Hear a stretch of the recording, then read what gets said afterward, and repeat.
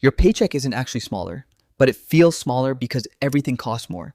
And that gap between what you're making and what things cost, that's the inflation squeeze nobody's talking about. Hey, before we dive in, I gotta be clear about something. I'm not a financial advisor.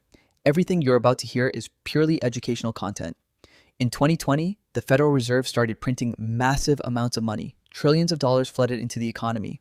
At the same time, supply chains broke down. Factories shut down, shipping got disrupted. Basic goods became scarce. When you have tons of money chasing scarce goods, prices explode. That's inflation. And by 2022 and 2023, it was the worst inflation America had seen in decades. Now, here's where it gets political and complicated. People blame Trump for this.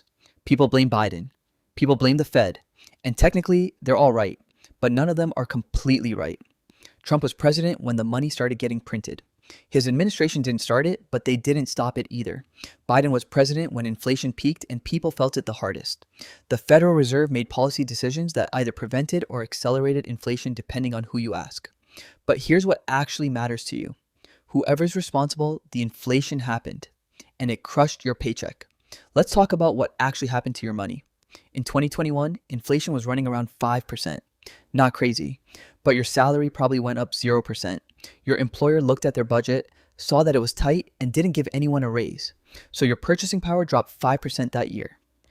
Your money bought 5% less stuff, and that happened to millions of people simultaneously. Then in 2022, inflation hit 9%. 9. Your salary still didn't move. Now you're down 14% in real purchasing power over 2 years. A dollar you made 2 years ago is now worth about 85 cents. But your rent, your food, your utilities, they all cost way more. So you're effectively making less money in real terms while your bills go up. This is a squeeze. This is what broke your paycheck. Let's look at specifics. Rent went up 30% in some markets. Groceries went up 15, 20%. Gas hit $5 a gallon in many places. Your car insurance went up. Your utilities went up. Your phone bill went up. And your salary? Probably flat. Maybe up 2% if you were lucky and switched jobs. Do the math. Your expenses went up 20, 30%. Your income went up 0 to 2%. The difference between those two numbers is the gap you're living in right now. But here's what really makes this sting. Inflation disproportionately hurts poor people and middle-class people. Rich people have assets. Their homes went up in value. Their stocks appreciated. Their real estate holdings became more valuable. But you're renting or paying a mortgage on a house that's not appreciating faster than inflation. You're working a job where wages haven't kept pace. You're holding cash in a savings account that loses value every month. Inflation is a wealth transfer from people like you to people with assets. And it happens automatically. Nobody has to do anything. The system just works that way. Now, back to the policy side. During Trump's administration, the government spent massively. The stimulus payments, the PPP loans that turned into free money for businesses, the unemployment bonuses on top of regular unemployment. Trillions went out. The economy was already recovering from COVID. But that extra money flooding in, it supercharged demand at exactly the moment supply was constrained. That's how you get runaway inflation.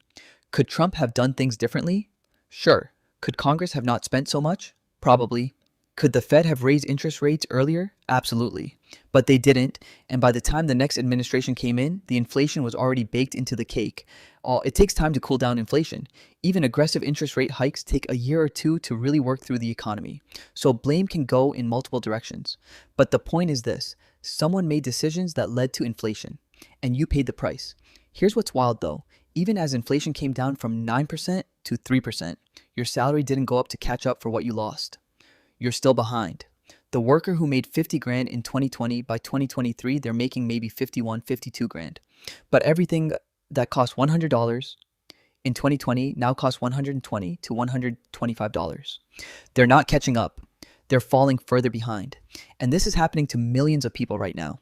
This is why it feels like you're getting poorer even though you might have a job, even though you might have gotten small raises, because inflation happened faster than wages could follow. And that gap is real. That gap is money leaving your pocket. The people who weren't hurt by this are the ones who owned assets that appreciated with inflation. Real estate, stocks, commodities, these things went up faster than inflation because investors poured money into them trying to hedge against inflation.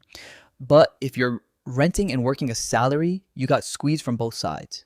Your wages didn't keep up and your living costs exploded.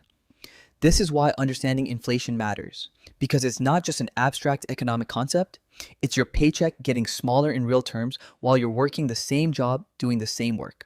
If you want to understand how to protect yourself from inflation, how to actually build wealth instead of watching it disappear into the system, hit subscribe. Because this inflation cycle is the new normal, and the people who understand it are the ones who actually survive it.